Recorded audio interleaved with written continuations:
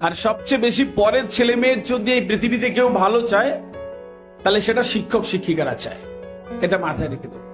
শিক্ষক শিক্ষিকারা চায় একমাত্র, সারা পৃথিবীতে যত প্রফেশন আছে, পরের ছেলে মেয়ের যদি কেউ ভালো চায় তাহলে শিক্ষক শিক্ষিকারা চায়। বাড়ি গিয়ে কখনো হয়তো কমপ্লেন করলো একটা ছোট বাচ্চা আপনাকে, মা জানো ওই মিসটা আমাকে এই বলেছিল, কখনো বলবেন না আচ্ছা তোকে এই বলেছে, দাঁড়া কাল যাই দেখাচ্ছি মজা। ওই বাচ্চা, আপনার ওই সন্তান কোনোদিন ওই টিচারের থেকে আর কিছু শিখতে পারবে না, এটা আপনি গ্যারান্টি নিতে পারেন। তো রেসপেকটেশনটা আপনার বাড়ি থেকে তৈরি করে দিতে হবে। একটা প্রতিষ্ঠান যখন অনেক বড় জায়গাতে যায়, চারটে জিনিসের খুব প্রয়োজন হয়। একটা তো স্টুডেন্টস আছে, একটা ম্যানেজমেন্ট, একটা প্যারেন্টস আর একটা টিচার। এই চারটের মেলবন্ধনে আপনাকে কিন্তু একটা সুন্দর প্রস্ফুটিত মানুষ হয় এই পৃথিবীতে, যে এই সভ্যতার বিবর্তনে অনেক বেশি কাজে লাগে। সন্তানকে শিক্ষিত করবেন। প্রত্যেকটা মায়ের কাছে আমার অনুরোধ রয়েছে, যারা টিচার রয়েছেন এখানে, আপনাদের জন্য দুটো কথা বলবো এবার।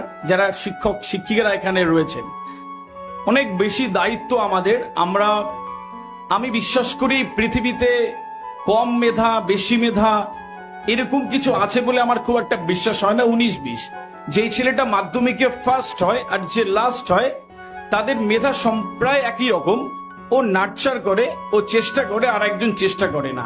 আমি যদি আমার সন্তানটাকে, আমার স্টুডেন্টসটাকে বা আমার ছেলেটাকে মেয়েটাকে চেষ্টা করাই, বা ও যদি নিজে থেকে চেষ্টা করে, সে ডেফিনেটলি একটা বড় জায়গায় পৌঁছতে পারে বলে আমি বিশ্বাস করি।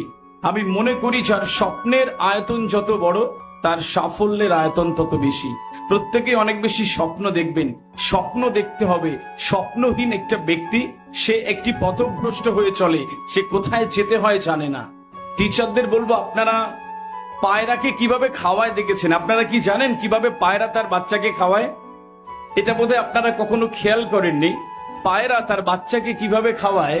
একটি পায়রা প্রথমে খায়, সে খেয়ে খেয়ে ওই খাবারটাকে, যে শক্ত খাবারটা, মা পায়রা যে আছে, যে শক্ত খাবারটাকে প্রথমে চিবিয়ে তার লালা রস দিয়ে সেটাকে নরম করে তার কণ্ঠের একটা থলিতে রেখে দেয়। এখানে রেখে দেয়। রাখবার পরে যখন বাচ্চার খিদে পায়, তখন এই থলি থেকে সেই নরম খাবারটা বের করে সে তার বাচ্চাকে খাওয়ায়, যাতে বাচ্চার কষ্ট না হয় খেতে। এভাবে পায়রা বাচ্চাকে খাওয়ায়। আমাদের শিক্ষকের কাজ হচ্ছে খানিকটা পায়রার, ওই মা পায়রার মতো, যে আগে খেয়ে নেবো এবং নরম করে আমাদের শিক্ষার্থীদেরকে খাওয়ানো। এটা আমার মনে হয় কি ভীষণ ইম্পর্টেন্ট আগামী দিনগুলোতে বাঁচবার জন্য। আপনারা জানবেন যে এই শিক্ষক দিবস কেন আসে, কেন পালন করি। শুধু এই শিক্ষক দিবসটাকে একটা মেমেন্টো আর একটা ফুল দেওয়া তো নয়। শিক্ষক দিবস মানে হচ্ছে প্রত্যেকটা শিক্ষককে সম্মাননা জানানো। তো সম্মাননা জানানো এরকম নয় যে এসে ষষ্ঠাঙ্গে প্রণিপাত করে পাটা জড়িয়ে ধরে স্যার আমি হেভি ভালোবাসি আপনার, এরকম নয়। বাড়ি থেকে শেখাবেন শিক্ষককে ভালোবাসা মানে শিক্ষক যেটা বলবো এটা মেনে চলতে হবে। কালকে পড়া করে আসবি তো পড়া করে আসবে। ওখানে যেতে বারণ করছি মানে ওখানে সে যাবে না। ওর কোনো কথা, একটা নীতি কথা শেখানো হলো, সে সেটা বিশ্বাস করবে। গুরুজনদের সম্মান করতে হয়, সে সেটা মেনে চলবে। অনেক কিছু বিষয় এইভাবে এই শিক্ষকদের সম্মাননা জানাতে হয়। আমি বিশ্বাস করি ছোট্ট ছোট্ট পায়ে চলতে চলতে আমাদের এই ছেলে মেয়েরা একদিন অনেক বড় দিকে যাবে। না সন্তান যা হবে, ভালো রেজাল্ট নয়, ভালো মানুষ হবে। স্যার বলছিলেন ভালো মানুষ হবে আর অনেক বড় জায়গায় যাবে। আগামী দিনে আপনার দায়িত্ব নেবে, পরিবারের দায়িত্ব নেবে, পাশের বাড়ির যে অসহায় মহিলা রয়েছে তার দায়িত্ব নেবে, অসহায় মানুষের দায়িত্ব নেবে। এরকম ভাবে সন্তানটা তৈরি করবেন, তার মঞ্জিলটা ওইভাবে দেখিয়ে দেবেন। আপনি মঞ্জিল কো ভুলা কর জিয়া তো ক্যা জিয়া, হ্যায় দম তুঝমে তো উসে পা কর দিখা। अपनी मंजिल को भुला कर जिया तो क्या जिया, है दम तुझमें तो उसे पा कर दिखा।